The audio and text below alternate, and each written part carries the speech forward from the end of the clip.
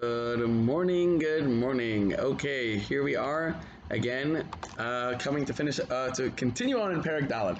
Mishna Vav, Rabbi Shmuel, Rabbi Yossi, Amar Haloimid Al Manas L'Lamed. If somebody learns on condition to teach, Maspikin L'Biyad L'Ilmoid L'Lamed, they give him, they help him out to learn and teach.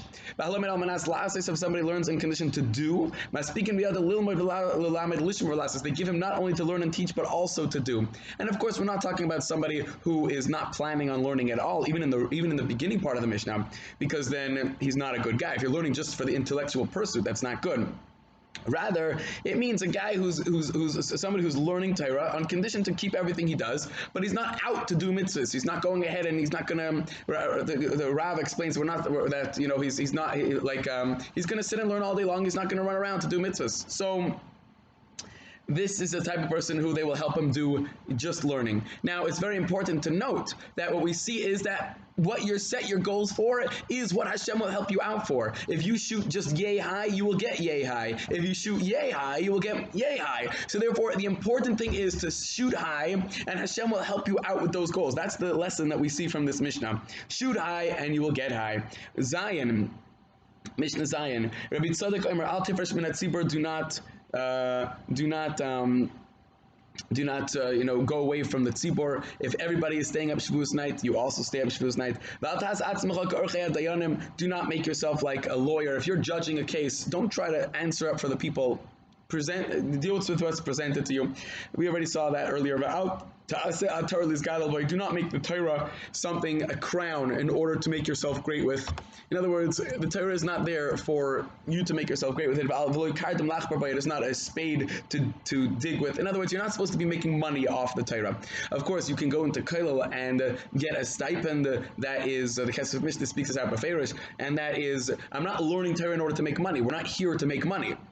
This is just to survive and to help society, but we're not using the Torah to make money. It's different than I'm going into research to make money. The point of us of a person in Kollel learning Torah is not to make money. Therefore, it's permitted to take a stipend just to survive. However, it's a person who should not take his knowledge of Torah and use it in order to earn himself money. The Hill says somebody who uses it will fade away.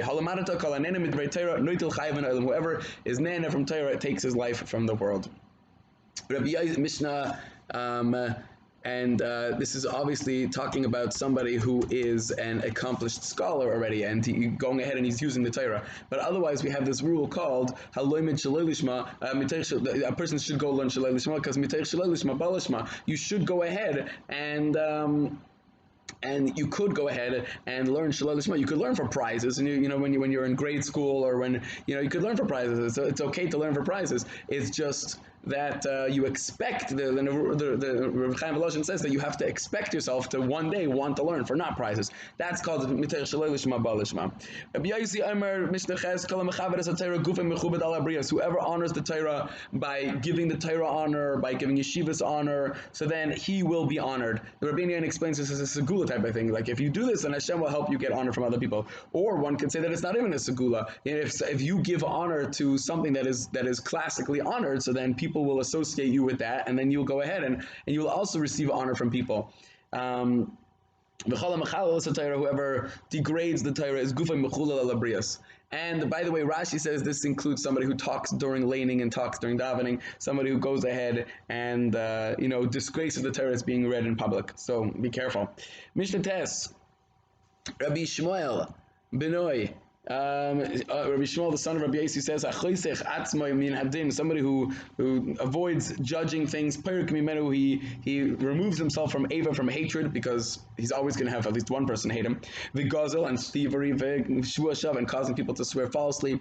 So the message is, obviously, if you're the only judge in town, then you must judge. There's a mitzvah to set up judges, but don't run to be a judge. Somebody who's a balgaiva about saying psukim, without thinking about it, he paskins quickly. He's a shaita, he's a fool, he's a rush, he's a wicked person. And he's a balgaiva. Be careful when you give psukim and you think about them. And like we saw in the first Perek of Misunim Bedin, be careful and be deliberate in your judgments and be deliberate in your hirois, and don't be a balgaiva about saying, my psak is the psak. And finally, Mishnah Yud, which is a similar theme, who haya omer, he used to say that al tihi don yechidi, don't judge by yourself. You shouldn't trust your own judgment. You shouldn't trust. You go ahead, and even if you're a big dayan, you should try to have two other people with you.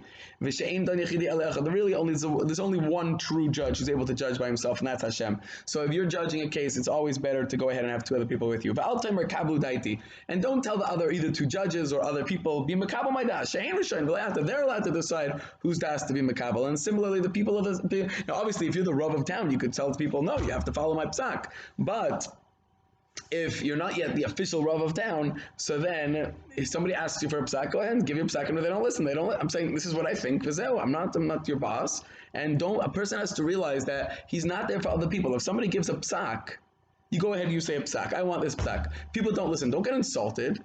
You can't get insulted. They're not meshubed to you, and you're not meshubed to them. So go ahead, and I'm telling you what I think, and I understand there's other ways to learn, and there's other people. So go ahead. A person has to make sure that he's not dependent on other people. You can't be that other people listening to me is what makes me happy, is what gives me chiyus. You have to be independent of other people. I am here for Hashem. It's me and Hashem. You want to listen to me? Go ahead, and if not, what does it have to do with me? I'm not insulted if you don't listen to me. Who cares? I'll tell you what I think. I'll tell you what. I'll be happy to tell you what I think. But don't be makabel my das. No problem. I'm not forcing anybody to do anything. The person has to be very careful, because otherwise he'll get super insulted. You didn't listen to me, and he'll start, chill. It's you and Hashem. Everybody else is a flower. Just keep remembering that. Everybody else is a flower. And just what I mean by flower, just a side. It's just something on the side. Just a part of a computer game as I travel through life. Of course, I want to help as many people as I could, but I don't need their thumbs up and their like on Facebook in order to be in order to be an Eved Hashem.